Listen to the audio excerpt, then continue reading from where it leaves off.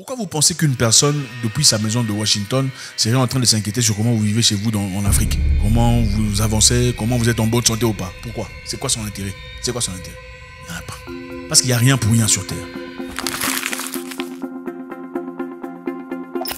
Alors on vit dans un monde où on nous parle du réchauffement climatique, qu'il faudrait commencer à vivre d'une certaine façon, c'est-à-dire couper beaucoup d'histoires de notre vie de chaque jour pour respecter la couche d'ozone, pour pas dégager beaucoup trop de gaz. Il y a beaucoup de travailleurs hollandais, allemands et ailleurs, et irlandais, qui ont subi beaucoup de conséquences, surtout beaucoup de fermiers d'ailleurs en Europe, qui aujourd'hui sont obligés de fermer leur boulot, de ne plus travailler comme ils en ont l'habitude, parce que leur gouvernement leur demande, leur exige de respecter certaines histoires pour pas que leur gaz, tout le bazar, détruise la couche d'ozone et qui est réchauffement climatique. On a suivi à plusieurs reprises, pour ceux qui n'ont pas fait, on a des vidéos ici qui nous expliquent clairement ce qui se passe en Europe.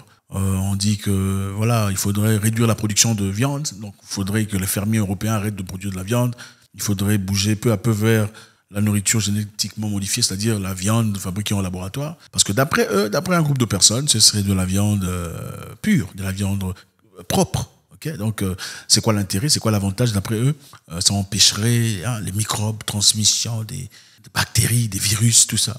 Je sais pas moi. Donc, il faudrait évidemment, comme nous sommes incapables de réfléchir pour nous-mêmes, nous sommes des enfants, il faudrait qu'un groupe de personnes quelque part réfléchissent sur comment est-ce qu'on doit se nourrir et pas seulement réfléchir, mais surtout nous imposer, parce qu'on nous impose. Quand on vous dit mangez ce que vous voulez, mais on vous conseille parce qu'il y a conseiller et exiger. Conseiller, c'est-à-dire ok, on vous conseille de manger de la viande pure, c'est-à-dire la viande fabriquée en laboratoire, parce que nous pensons que c'est une viande, voilà, bien pour votre santé. Et imposer, c'est-à-dire vous ne fabriquerez ou ne travaillerez plus dans les industries de création de viande naturelle, vous mangerez désormais de la viande modifiée en laboratoire ou des insectes. Ça, c'est imposé, n'est-ce pas? Si on vous impose, c'est-à-dire qu'on pense que vous n'êtes pas assez intelligent pour réfléchir pour vous-même. N'est-ce pas ou pas? C'est ça. On dit, tu vas manger ça parce qu'on pense que tu n'es pas assez intelligent pour réfléchir pour toi-même. Alors, qui prennent ces décisions? C'est un groupe de personnes. Ce ne sont pas des gens élus en gouvernement. Ce sont un groupe de personnes, évidemment, des gens très puissants en société, des gens qui ont généralement beaucoup d'argent, qui se mettent ensemble en réunion dans ce qu'ils appellent World Economic Forum, faisant partie de beaucoup d'organisations qui sont aujourd'hui érigées pour ces histoires, pour décider sur l'avenir. À sa création, la World Economic Forum, c'était pour unir les nations, pour réfléchir sur le futur, comment apporter la paix, comment créer de la production, comment est-ce que les pays vivraient en communauté. Mais peu à peu, on réalise que ça a beaucoup plus d'impact que ça.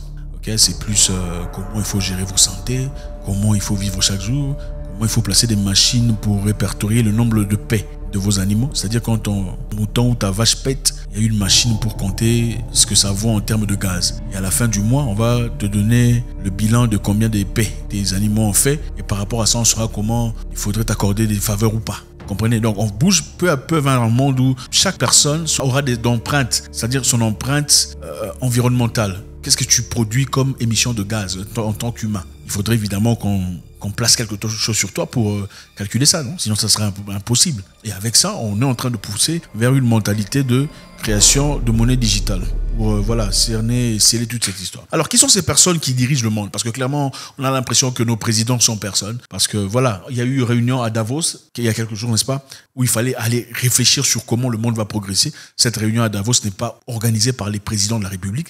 Ce sont des réunions organisées par des individuels, c'est-à-dire des grandes entreprises qui organisent ces choses et invitent les présidents. Et quand on invite les présidents, ça veut dire que vous êtes automatiquement impliqué. Parce que le président, évidemment, dans ce cas, prendra des décisions en accord avec les réunions qu'ils ont eues là-bas, organisées par des humains que vous n'avez pas élus pour une direction qui vous sera imposée. C'est donc ça. Alors, chez World Economic Forum, on voit deux visages qui reviennent très fréquemment. Il y a Klaus Schwab, l'allemand, et Bill Gates, qui, évidemment, a pris le marché de l'agriculture africaine. On veut produire des aliments génétiquement modifiés, des plantes génétiquement modifiées, des maïs, des bananes, tout ça là, génétiquement modifié, qui finalement créera un environnement où on ne peut malheureusement plus planter des choses naturelles parce que tout est génétiquement modifié. Quand tout est génétiquement modifié, on est obligé d'importer les semences génétiquement modifiées parce que ça détruira tout ce qu'il y a de naturel.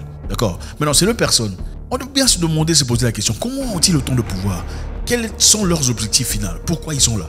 Parce que voilà, quelqu'un ne travaillerait pas dans une histoire seulement pour rien. Il doit y avoir une certaine récompense. Si la récompense n'est pas financière, alors elle est comment? C'est pourquoi? Comment on est récompensé? Vous serez là assis à discuter sur les histoires de la vie, l'évolution des autres pays qui ne vous concernent pas. Comment est-ce que les femmes dans un continent qui est complètement loin de vôtre, en Afrique, doivent prendre soin de leurs estomacs et de leurs enfants et le nombre d'enfants qu'ils doivent avoir pour rien comme ça. Pour rien comme ça, tu vas quitter là où tu es, là, dans ton confort à Washington, pour aller prendre soin ou pour t'inquiéter sur ce qui se passe chez une femme au Mali, au Sénégal, en Mauritanie. C'est quoi l'intérêt? Les nombres d'enfants qu'il fera, la situation dans laquelle elle vivra, son état de santé, ça te dérange pas en fait. Pourquoi ça te concerne? Point d'interrogation. Alors, ce qui est clair ici, c'est quoi? La première chose à savoir, qui est Bill Gates? Bill Gates est une personne qu'on connaît depuis les ordinateurs, Microsoft, fondateur de Microsoft.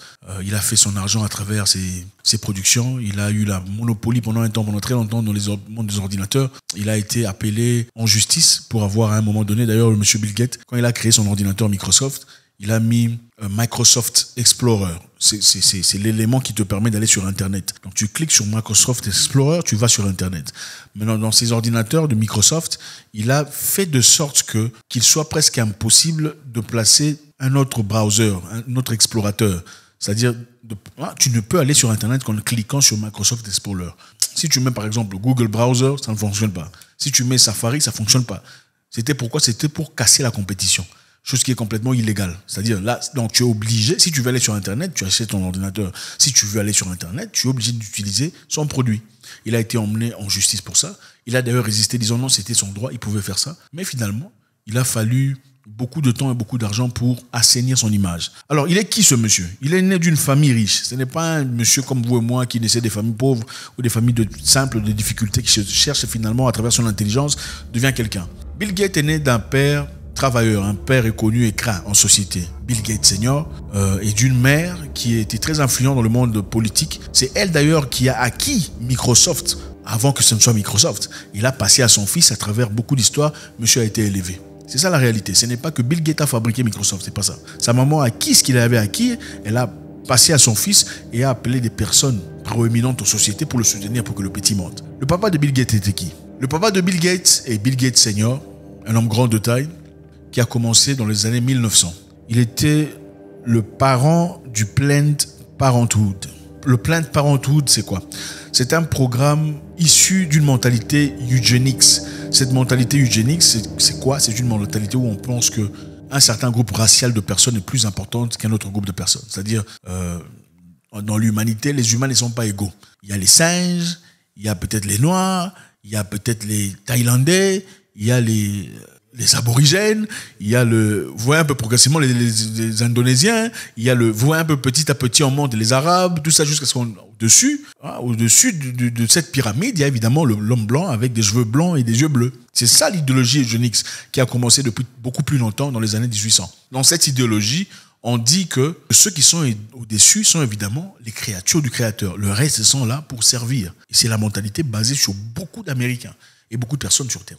Alors le eugénique a laissé place au Planned Parenthood, qui a été promulgué par Margaret Sanger, une madame avec une mentalité extraordinairement noire. Alors, cette idéologie dit quoi? Cette idéologie dit que tout le monde n'a pas le droit d'avoir d'enfants. Les enfants ne doivent pas être donnés à n'importe qui. Donc, qu'il fallait créer un concept selon lequel, pour avoir des enfants, évidemment, il faut une autorisation. Donc, certains groupes de personnes peuvent avoir des enfants, et un autre groupe de personnes ne peuvent pas avoir des enfants. Et ceci est calculé par quoi? C'est calculé par rapport à l'intelligence, d'après elle, et ceux qui la soutiennent. Donc l'intelligence, la capacité cérébrale, la capacité de créer, la capacité créative. Et dans ce cas-là, évidemment, dans ce monde, en ce moment-là, comme il n'y avait que des Blancs qui pouvaient breveter leurs histoires, les Blancs qui ne pouvaient que créer et fabriquer, souvent en étouffant les créations des Noirs qui étaient derrière eux. Donc ce groupe, évidemment, de personnes était un groupe de Blancs, yeux bleus, cheveux jaunes. C'est eux au top de la chaîne de l'eugénique. Donc, le Planned Parenthood, dans ce cas, dit toute personne n'ayant pas les capacités, les qualités top-notch, toutes les personnes qui sont handicapées ne peuvent pas avoir d'enfants. Les aveugles ne doivent pas avoir d'enfants. Les débiles mentales, ou peu importe comment vous les appelez chez vous, ne peuvent pas avoir d'enfants. Les personnes handicapées, mentales, ne peuvent pas avoir d'enfants. Donc, seulement un groupe spécifique de personnes peut avoir d'enfants. C'est ça le eugénique, soutenu par Margaret Sanger, et aussi parenté par le papa de notre grand ami, Bill Gates. Donc, l'objectif final du Planned Parenthood, c'était de créer des cliniques d'avortement. Vous avez compris. qui permettent et qui facilitent. Donc, ouvrons ça sous rapport de... il faut savoir organiser sa vie, il faut avoir autant d'enfants que nécessaire. Ce n'est pas nécessairement important d'avoir des enfants, mais si vous venez ici chez nous, on vous donne ce qu'il faut prendre pour éviter d'avoir tout ça. Mais en attendant, en contrepartie, on vous offre de l'argent. Ou en contrepartie, on vous offre de faveurs. Ou en contrepartie, on vous offre de crédit ou des facilités sociales. Et évidemment, quand vous dites aux gens, vous venez prendre ça, ça vous permettra de gagner en retour de l'argent, des crédits, des avantages sociaux. C'est quel groupe de personnes qui viendra? C'est le groupe des personnes qui sont pauvres, évidemment. Quand vous dites, en vous donnant ce médicament, vous buvez, on va vous donner aussi de l'argent, des crédits, des prêts, des facilités bancaires, de l'assurance, des crédits sociaux. Qui viendra? Les riches viendront? Ils ne viendront pas. Parce qu'ils ont déjà l'argent, le crédit, les facilités bancaires. Ceux qui viendront, évidemment, c'est le groupe des personnes qui sont faibles, qui n'ont pas ces éléments-là. Et ce sont exactement ce groupe de personnes-là qu'on était en train de cibler dès le départ. Aujourd'hui, dans les communautés noires américaines, afro-américains, le Planned Parenthood bat son plein. C'est là-bas qu'il y a la grande majorité des gens qui ne peuvent pas. Évidemment, on l'a déguisé aujourd'hui comme autre chose, mais c'est ça l'objectif final. Encore une fois, pourquoi vous pensez qu'une personne, depuis sa maison de Washington, serait en train de s'inquiéter sur comment vous vivez chez vous en Afrique? Comment vous avancez? Comment vous êtes en bonne santé ou pas? Pourquoi? C'est quoi son intérêt? C'est quoi son intérêt? Il n'y en a pas. Parce qu'il n'y a rien pour rien sur Terre. Ça, c'est simplement une partie du passé de notre ami. C'est lui son père. Maintenant, combien de gens se retournent contre la mentalité de leur père? Combien de personnes ont déjà dit, ou ont entendu dire, moi, je n'aime pas mon père, c'est quelqu'un de mauvais, je suis contre tout ce qu'il a fait. Très rares sont ces personnes. Donc, on ne peut pas parler, dans ce cas, de son objectif final. Notre ami Klaus Schwab, une personne très influente, très respectée par les présidents européens et américains, et aussi au président canadien, qui sont en train justement de diriger cette mentalité de World Economic Forum. Klaus Schwab, il est d'origine allemande. Il est né d'un père au nom de Eugene Schwab, né en 1898. Eugene Schwab était un promoteur de la machinerie nazie. C'était une personne, c'était un homme intelligent qui travaillait dans l'industrie des créations d'armes de destruction massive pendant l'époque nazie, pendant l'époque de la guerre des Allemands contre le reste du monde. Son objectif, évidemment, était de soutenir cette même idéologie qu'on a présentée plus tôt, mais une idéologie beaucoup plus puissante. Vous comprenez la guerre de l'Allemagne. L'Allemagne avait pour objectif de surplomber sur le reste. Parce qu'évidemment, dans leur mentalité, ceux qui étaient au plus haut du pyramide étaient les personnes que vous connaissez. Eugene Schwab, père de Klaus Schwab, ingénieur, était le managing director de Vandersburg Turbine. C'est lui qui dirigeait et manageait ce groupe de création de destruction massive. Après la guerre, son travail atroce était apprécié par les Américains. Ouais, vous savez, généralement, pendant la guerre, quand vous combattez quelque chose, vous combattez quelqu'un, vous voyez comment il opère, vous commencez à examiner comment il a fait. Vous étudiez, c'est comme ça qu'ils font généralement. Ils veulent étudier pour savoir comment ils ont fait pour accomplir ça. Comment ils ont fait pour créer ces bombes-là. Comment ils ont fait pour faire une telle destruction. Je vous rappelle aussi, par exemple, la Deuxième Guerre mondiale, il y avait un général japonais, un médecin, chercheur. Son travail était atroce. Il faisait des choses incroyables dans ses laboratoires. Mais après la guerre, la Deuxième Guerre mondiale, au lieu de jeter en prison, on l'a pris, on l'a demandé, donne-nous les livres de tes recherches. Comment tu as fait pour découvrir qu'est-ce qui détruit l'homme dans ses profondeurs. Je ne donnerai pas les détails parce que c'est trop compliqué pour YouTube. Donne-nous les détails et on te rendra libre. Tu ne seras pas emprisonné. Donne-nous seulement des recherches que tu as fait sur les corps de nos confrères. Mais donne-nous les recherches, les dossiers, les résultats. On te rendra libre. Et évidemment, ce qui s'est passé, au lieu que le monsieur parte en prison pour aller payer le prix de tout ce qu'il a commis comme atrocité, il a été laissé. Et aujourd'hui, on dit apparemment qu'il serait en train de vivre en Argentine. C'est un militaire qu'on appelle Shiro Ishii. Le Japanese Mengele, il a commis des atrocités incroyables. Mais on l'a laissé partir. Pourquoi? Parce qu'il a donné les dossiers des recherches qu'il a fait sur les humains. Donc c'est ça qu'on fait. Avec le papa de Klaus Schwab, c'est la même procédure qui s'est passée. On voulait l'intelligence qu'il avait acquis pendant ses productions des armes de destruction et tout le bazar. Et à partir de là, on a créé une formation très intéressante aux États-Unis qu'on a appelée Kissinger International Seminar par William Yardley Elliott. Il a été le créateur de cette histoire. Il était partisan de cette mentalité eugéniste et aussi destructrice. Donc l'objectif était de comprendre, de créer des leaders qui continueront cette mentalité mais d'une autre forme. Comme elle a été combattue pendant la guerre mondiale et aussi précédemment que ça, il fallait trouver un moyen équitable, un moyen intelligent de continuer à perpétrer leurs histoires-là sans nécessairement dire que c'est leurs histoires. Alors, quelques temps plus tard, dans ce programme exclusif, tu peux pas seulement aller t'inscrire pour dire je veux faire partie de ça. C'était un programme attaché à Harvard University. Tu ne peux pas seulement aller à Harvard, je veux faire le programme de Kissinger International.